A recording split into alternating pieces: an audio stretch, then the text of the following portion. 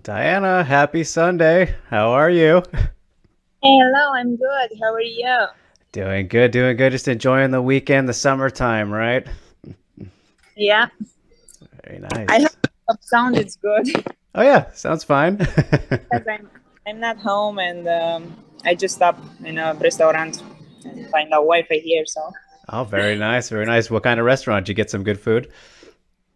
oh no, I'm still on a diet. So Ah, for me, it's just salad and chicken and some fish. So no, not eh, food for me. that's still good though. But yeah, so we're making history here, right? You said your first English interview. I find that hard to believe. What's up with that? Have you been shy? What's going on?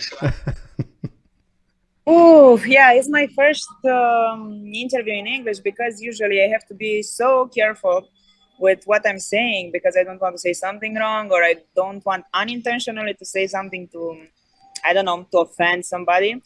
So, but it's okay. Like I'm learning, I'm still learning. I've been in Canada for 3 years and I'm trying my best. Yeah, I mean, your English has always sounded good when I've heard you speak. So, did you start learning 3 years ago, or were you kind of practicing Yeah, before yeah, that? yeah. 3 years ago, I just started learning.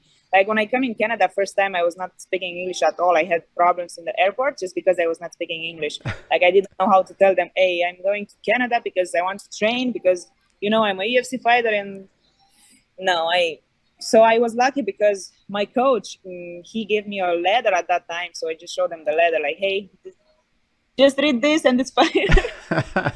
Whatever works, right? Yeah. So, yeah, and I mean, I was always curious about that though, because obviously you're from Romania, right? And how did you like find your way to Canada in the first place? Kind of far from home, right? It's a long short story, because I decided in like 5 days and I moved. I was in a reality show when I signed the contract with UFC, and because Romania doesn't have the MMA level, the high MMA level, I knew I need to go somewhere else to train. So I met my coach a few years ago. He helped me with the weight cut when I was fighting in Romania. So after I went out of the reality show, he just contacted me and told me, "Hey, listen, if you want to really do something in your life with MMA and fighting, you can come to Canada." So I just messaged my mom and I told my mom, "Hey, I will move again," because I left my parents' house when I was 14 years old, and then I was still moving from a city to another one. And this time she was like, "Oh, where are you moving now?" And I said, "In Canada." So, which part Yeah, are so you this is in? how I got here. Okay. All right, very cool. And you were telling me about the reality shows and what Survivor. I mean, I want to hear more about this because what the reality show was, Ferma? Is that how you say it? No, the name of the show in Romania, it's Exathlon. Is the same show Oh, Jorge Masvidal was in. right. And but the rules are almost the same like Survivor. Like if you win the games, you eat. If not, you don't. If you win the games, you sleep good. If not, you don't. So I was there for 4 months or something like that without any connection with my family. I remember my mom sent me a letter after 2 months, 2 months and a half, because we won some game, some communication game. And I start crying before I read the letter, like, and everybody behind me was crying. I was the first one that read the letter, and I couldn't read everything, like I couldn't. But it was a great experience. I was 21 years old at that time, and I felt like I learned a lot in that TV show. Like I learned how people think, and how I have to manage um, some situations, like about people. Like some people are nice in front of you, and behind your back are it's not the same. I did, and I will see the mistake because you will understand why. I did a mistake to rewatch that show. I went home and rewatched the show, and then I was like, man, that's crazy. Those guys are not the same in a show, and behind our back at the testimonials. But that was kind of the bad part. But the show was great, and I have some friends. I made some friends there, and we are friends still today. And after that show, I went to another show. The farm was the same, without communication, without phone, Right. without nothing, in the middle of the winter, in a mountain, and it was cold. But it was funny. This time I had experience, so I know how to play the game. Yeah, no kidding. Crazy stuff there, especially for being 21. Like, which one was more of a challenge, would you say? In the first show, I end up there with that without knowing how these things work. So I was just okay. I was a kid at that time. I was there in the same team with other 10 people that I didn't knew them. Like we were not friends or something. We just okay. This is the team. You have to play in the same team.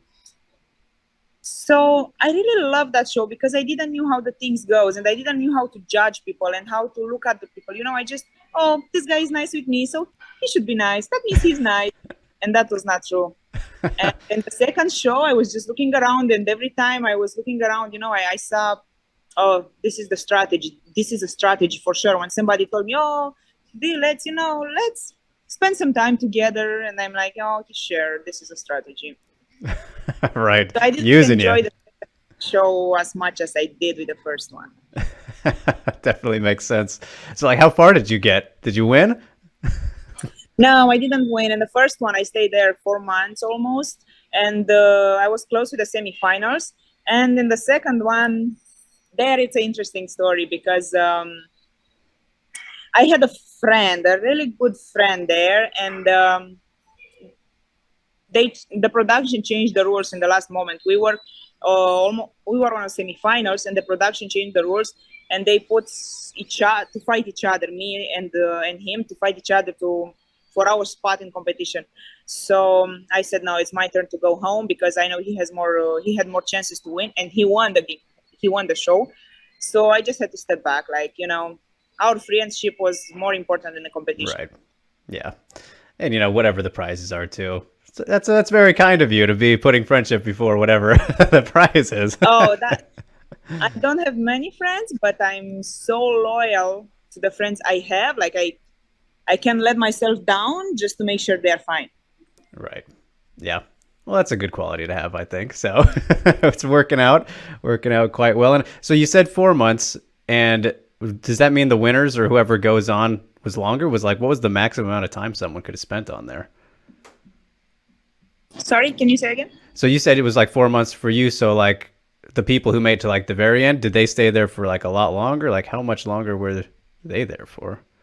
Um, I think after I left the competition, there were just 2 weeks left or Okay. something like that. All right. Like not much.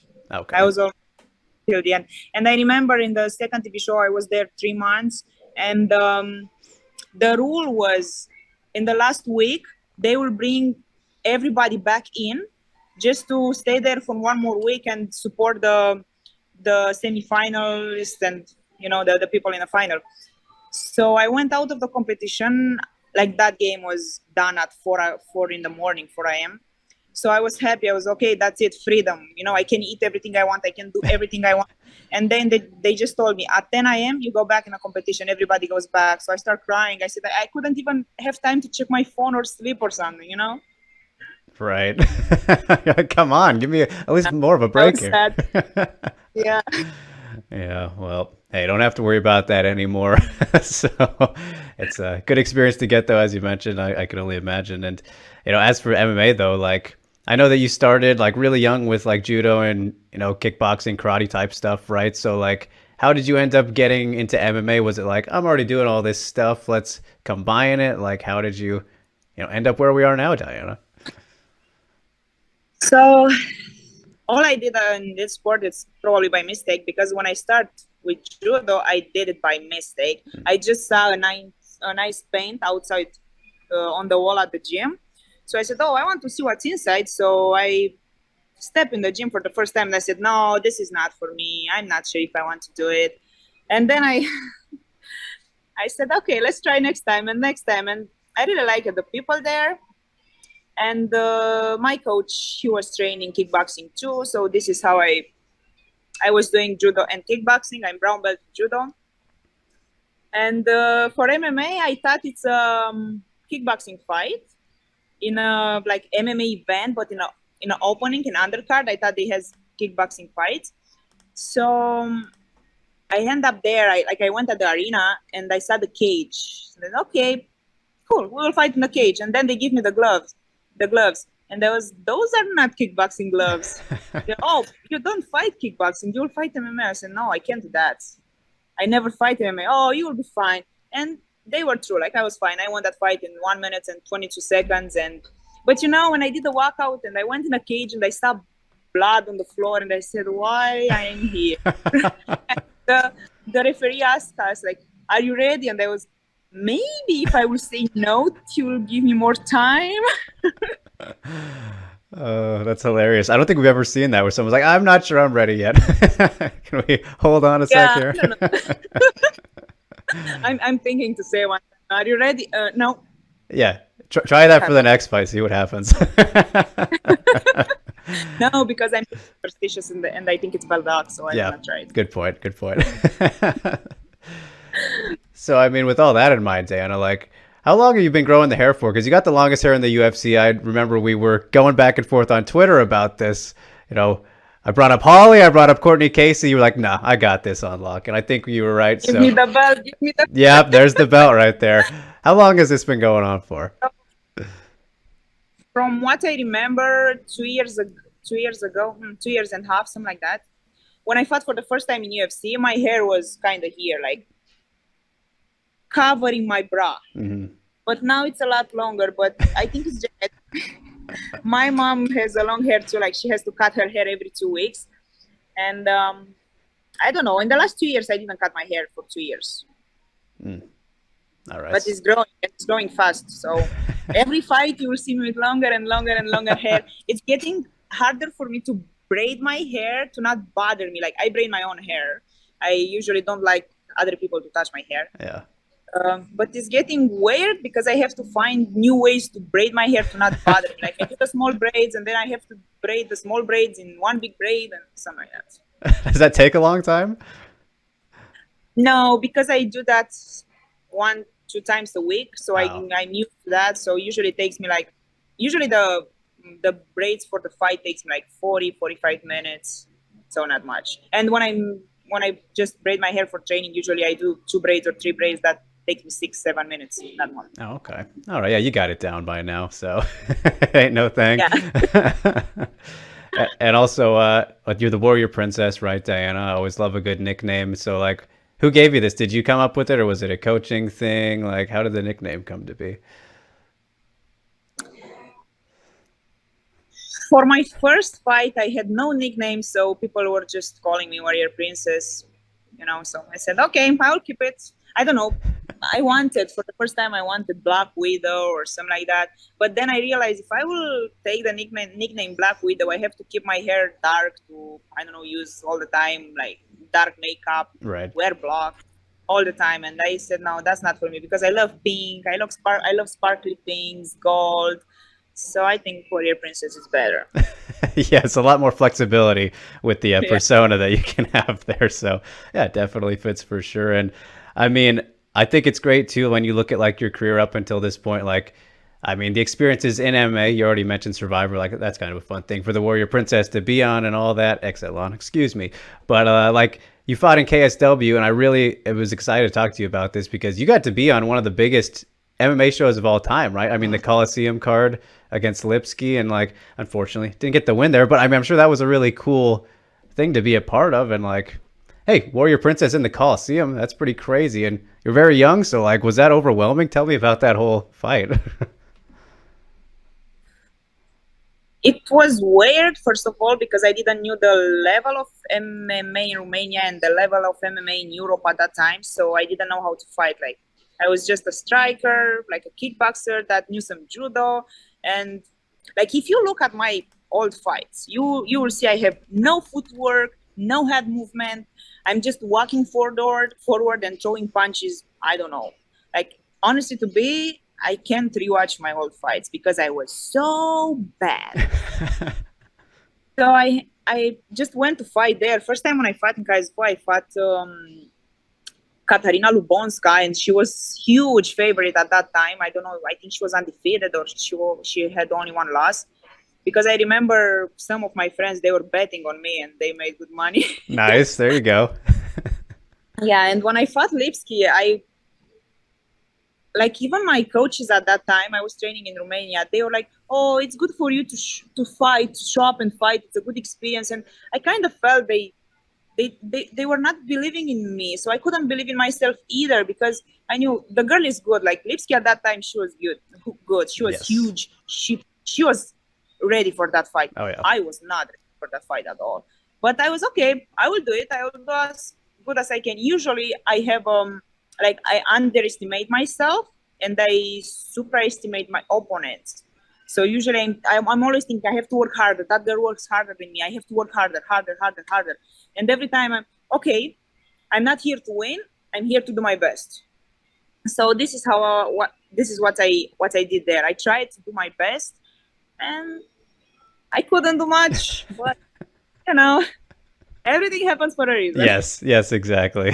Led you to where we are now, but yeah, I mean, it's just crazy, like looking back on that one, because what it was like, it was kind of open, right? It was like an outside fight. I mean, obviously a very big venue, but it was during the day. I remember it being very bright watching it. Sorry, I couldn't hear you. I remember it being very bright, like it was an open colosseum, right? So was it kind of weird, like just that whole environment?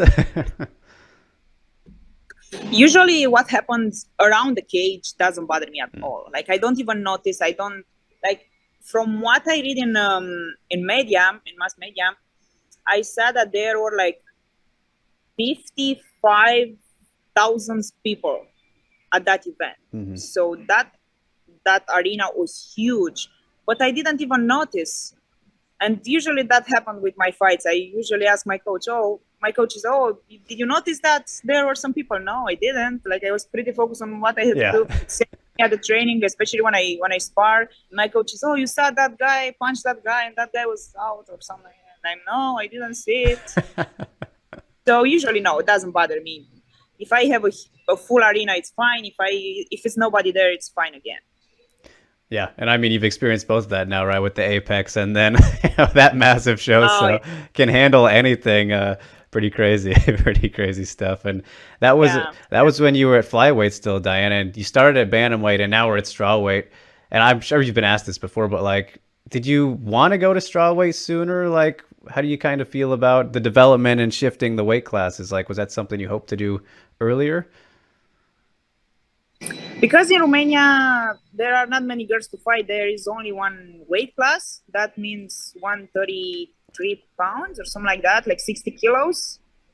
So I had to stay around there. I had no muscle, no nothing, but I had to stay around there because it was the only weight class. And then when I went to Europe, I went down to 125, but I didn't even know how to cut the weight. So I thought, it's hard already to go at 125. I will never go to 115. And then I come to Canada, fight 2 times at 125, and I realize it's not my weight class because I'm not a super strong girl. I don't have much muscle. So I said, okay, let's try 115. And for the first time, it was so easy to make the weight, but I was working on my weight for like 3 months, running every day, staying on a diet. And it was good. Like, I feel good at 115. Of course, it's not easy. It's never easy to go down because usually I walk around 150. So it's not easy to go at 115. 50? But yeah. Wow, okay. That's why for me it's so funny when I see some haters on Twitter or Instagram. Oh, you are so skinny. You don't have butts. You don't have nothing. And watch me when I pass 135. Yeah. Yeah, but I think I'm one of the tallest girls in my division, if not the tallest one. Mm-hmm. And I really like to work with my reach and to use my reach. Yeah. But that 115, I'm good there. Yeah, I mean, looking good so far. And I mean, that takes me back to, the last fight that you had, which was a very interesting one in terms of, the result and the scores and whatnot. Diana, obviously, kind of all over the place. I know you felt you won that one, and I did too. I originally had it 29-28 for you, and I actually rewatched it last night just to kind of refresh before chatting, and I could see, like, the case for you winning all 3 rounds. And I know some people feel the other way, like, kind of very weird scores on that one, but I think you won it definitely all times I've seen it. So, like, what are kind of, I guess, the takeaways from that one for you? I mean, obviously, you never want to go to the judges, especially after they don't give it to you like that. But frustrating, I'm sure. Like, just how do you look back on it? Yeah, for that moment, I felt like I won that fight. I knew it's a close fight and the decision can go either way. But even my coaches, they were like, "It's your fight. Like you have, for sure, you have 2 rounds." So I said, "Okay." And I didn't feel her punches. So I said, "Okay." I was the one that hit harder, so that should be okay. I still think I won that fight. I can't lie, and especially because I rewatched it like 2, 3 times, and every time when I rewatch it, I get mad and like, man, I won this fight. But I know Gloria is not in UFC anymore, so and I want to prove that that was a wrong decision. So I really look forward to fight the girl that beat her last time, Maria Oliveira, and she said yes to our fight. Like she's on. She wants the fight. I want the fight, and I don't think it's an easy fight for me. I don't think it's an easy fight for her. Uh, but I want to prove that was a wrong decision, and I think this is the only way I can do it. All right. Well, yeah. I mean, that would definitely put the math right there stacking up. So it could be a good way to make it happen. But we got to get through Loma first, right? That's coming up in September here. And it's funny you mentioned like how all the length advantages you have. She's probably like one of the shorter people in the division, one of the smaller ones. So you're going to have that in your favor. So like, I'm sure you've watched Loma before, very good with her Muay Thai and whatnot. But I mean, what do you think of this matchup? How excited are you for this one here? I know Loma it's a tough, very tough opponent, especially because she at some point she was close to top 15. But I don't know why I like the matchup. Like when UFC asked me for this fight, I told my coach, yes, tell them to send us the contract. Like I want this fight. Why I want this fight? Because I know this girl don't give up. I mean, she's not stepping back. You know, I don't like when I have in front of me a runner that it's, I don't know, running around the cage, hug me. I hate hugs. I don't like the huggers. I'm not a hugger. So I really expect her to stay and fight, like stay in front of me, come forward and fight. So there will be a point in the middle of the cage where I will meet her, and probably one of us will fall down. Can be me, can be her. I'm not saying, oh, I'm great, I'm so good. I know I will be a huge underdog for this fight, and I really like it. I'm a money maker. Usually There when you I'm go. favorite, when I'm underdog, I win. So of course I was improving, and I'm still improving all my skills, even in stand up, even on wrestling on the ground. I'm not worried to hit the ground anymore. Like before that, I was, oh, if somebody shoot at me, I'm in danger. No, now I don't care. If I have to fight on the ground for 15 minutes, I will do it. um yeah, I know she's short, but I know she moves so good. She has a good footwork. So now I will not be like, oh, she's short. I will just keep her by the end of my fist and punch her in the face. No, this is not, no, this will not work.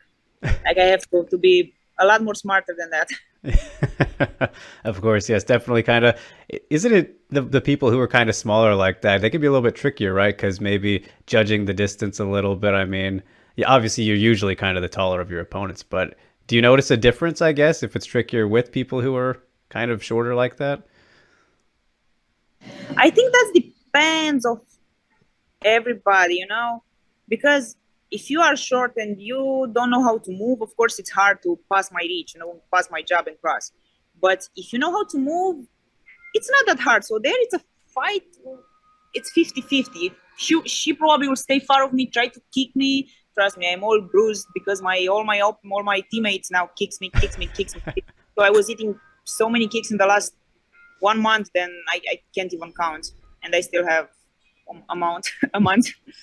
Yeah, so it will be interesting. It will be a good fight, and I really expect it to be a bloody fight. Like I'm ready for the war, not for a fight. So I'm there for a war because this has to be. I have to prove some things. I know my record in UFC looks pretty bad, 1-3. I know I probably should be 2-2, but still not great. Like I'm not saying, oh, I'm one of the best fighters, strikers. I'm doing this, I'm doing that. I'm not saying, oh, I will win this fight. I will kill the girl. No, she is good, and we have to fight. Like, but what I can say, it's we will have a fight. Like there will be a war, because I'm not stepping back. She will not step back. So let's see. Yeah, yeah, going to be very exciting for sure. And I mean, you mentioned the record there, and I remember you felt kind of like a lot of pressure and motivation going into your Hannah Goldie fight, right? So, like, I don't know, is it kind of similar here in this case where you're feeling motivated by the numbers, maybe, and the optics of the record, or is it something you try not to think about now? Honestly, to be, I hate that pressure when you have to go to a fight and you are not sure if at the end of the day you will have a job anymore, you know. But that was motivating me at that time with Hannah Goldie. So, and I did okay in that fight. But this time is just different because now I want to fight. I don't want to be worried to go on the ground. And this time I have to be in the middle of the cage and swing for 15 minutes or be ready to wrestle for 15 minutes.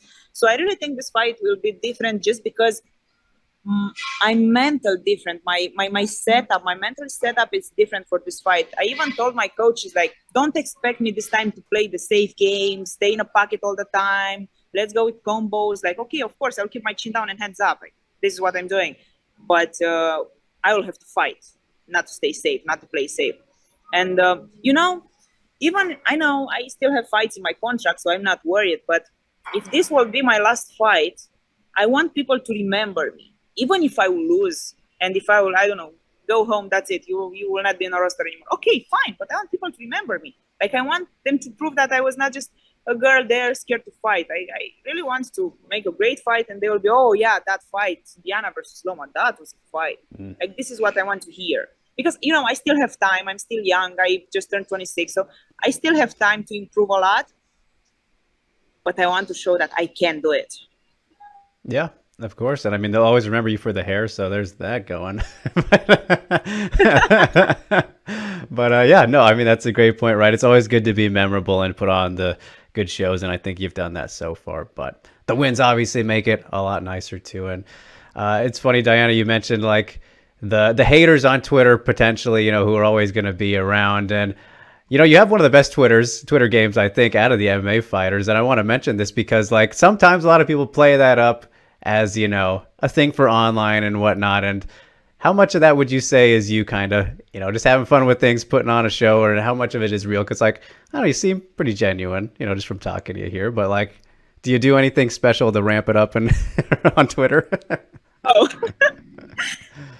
I didn't even know how to use Twitter until 1 year ago or something like that. Like I didn't even know how Twitter works. I had Twitter for a few years, but I never post something because I didn't know how it works. Like in Romania, we usually don't use Twitter. We use Instagram and Facebook. So I was okay on Instagram with a lot of followers. Okay, I play here, I stay here. But then, for me, Twitter is that kind of, if I have something in my mind, something comes up in my mind in the middle of the night, I just write that down and next day Twitter. This is how it works for me. And I know some people are against me and blame me. Why you post that? Why you post that? Who cares? I don't post for nobody. I do that just because I think it's fun. If you enjoy it, fine. If not, it's fine again. I don't care. Yeah, I mean, that's the whole point of it, right? It's all about whatever you want to put on there. So, and I love when I have people to interact and understand my jokes, and we interact and we start playing games and all that stuff. Like I really love that. I enjoy that things. Yeah, it's always good fun. And I mean, I honestly, I don't see too many people getting mad at you. Does it happen a good amount, or like? Oh yeah. Some people even message me, like send me private messages and tell me, "Oh, you should shut up. You are not good. You are a shitty fighter. You should shut up. Not talk about, not talk." And now what? That's it? That's all? That's all you have to say? Okay. Next. See you Yep. Bye bye. Yeah. And I'm sure there's the creepy guys as well, right? Oh yeah, you can. But I'm fine. I can complain because there are so many people that loves me and that show me the love.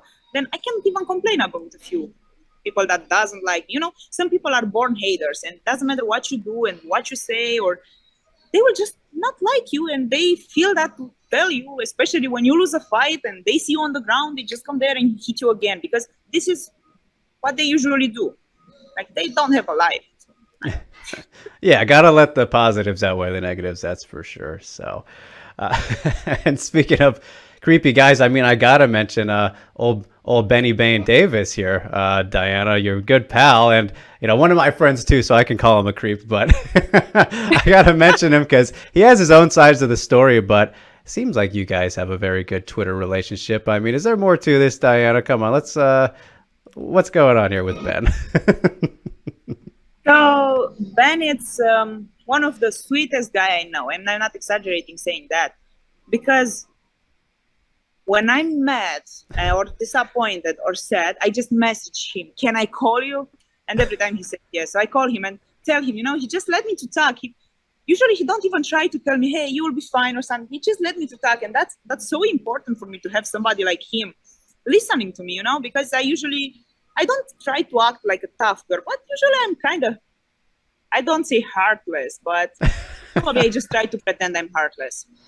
But sometimes I notice that I'm human being and I feel some pressure, and he's always there to talk with me. So I really love that. So all that game online with, I don't know, with crush stuff, like I really love him as a human being and as a friend. And I think that's all. There you go. Yeah, always good to have someone you can vent to like that, and he is a good listener. I'll give him that much. So, oh yeah. And you guys, what you were gonna do commentary together, right, for that show up in Canada that unfortunately got canceled because of the pandemic? But that was the idea, right? You were gonna do commentary. Yeah, we're supposed to do the commentary for that show. I was so nervous because my English was not great at that time. And I'm always thinking, oh, I hope I will not say something stupid. But unfortunately, the show was canceled, and that's it. I just saw him. Just to notice, just to say that, just to mention that I saw Ben in person. So we met face to face. All right, for the first time. Yeah. Okay, very cool. It was only one time. Yeah. He was at my gym. I was even running. I think I was running at that time. So. And you weren't at the Bellator show. We can confirm that much. Yeah. But do you hope to do commentary at some point? Whether it's like for, I don't know, a Romanian promotion where you can speak, your native language, or do you still want to do like something like that in the future? I'm not sure if I want to do something in my native language, because I love Canada and I'm here and I want to grow up here. I want to show them I'm one of them, and I want to get better, and I don't know, I want to stay here and do something here. So of course I will try to be a commentator, like just do it for fun. And also I will try to be I'm trying to be a cutman. My coach, Alin Halmojan, he's one of the best UFC cutmans. So he helps me all the time. Oh, that's cool. I corner my teammates for the Muay Thai events, and I have to take care of their cuts all the time. So I'm so happy. Nice. That's interesting. I've never heard of fighter also doing those kind of duties. So that's a unique thing. Oh, I love it, especially to make the wraps, and because I know how important is that for us as fighters. So even when I will, I don't know, retire or something, I will still want to be around. Right. Of course. Yeah. And so many different options you can do, whether it's cornerman, just giving advice or whatever, or actually helping with the cuts and the damage on the face, as you said. So yeah, so many options. But I mean, outside of MMA, Diana, like, do you have any other hobbies or things that you like to do, whether it's other sports or video games or things like that? Are you passionate about any other things that aren't face punching? Usually I keep my focus on MMA, on training. Like, I'm that kind of girl that never goes out. I never went in a club, and I don't go out. I don't date people. I just stay in my own bubble, my innocent bubble. This is how my coach calls it, like my innocent bubble. Because I have been in Canada for 3 years and never be close to somebody, never date somebody. So at some point my coach was like, hey, you don't have to feel bad. I don't know, to think maybe you disappoint me if you go out with somebody, and there's, come on, I'm good. Like, I'm not a shy girl. I will not, if I will like somebody, maybe, but no, I'm just focused on training, and I really think I'm not doing enough for training. How I said, I'm always thinking the other girl does more than me, and I want to do more. So it's hard for me, especially because I train every day, like 3-4 hours, 6 hours a day sometimes, and then on the weekend, on Sunday usually is my free day. I'm so tired, so I just No sleep all time. day. Yeah. Just resting and Yeah. relaxing. And I mean, hey, it kind of was bad timing though for you with, meeting or having fun out in public places when you came to Canada was like right as the pandemic started too, right? So you didn't even really have a choice, did you? Yeah. Yeah, so that's no good. But Like I clever. was the same all the time. Like since when I was kid, even in Romania, I was living alone for long time there since when I was 14 years old, and I never did, that teenagers actions, going out all the time, smoking, drinking. I never drink, I never smoke. Do you have any siblings? If I have what? Brother, sister at all? Oh, brother. Yes, I have one brother. He's 2 years older than me, but he's in Romania. Just he has a regular job. So Okay. So not into face punching like you are. um, he was kind of beating me when I was a kid. Oh, right. So when I As started brothers do.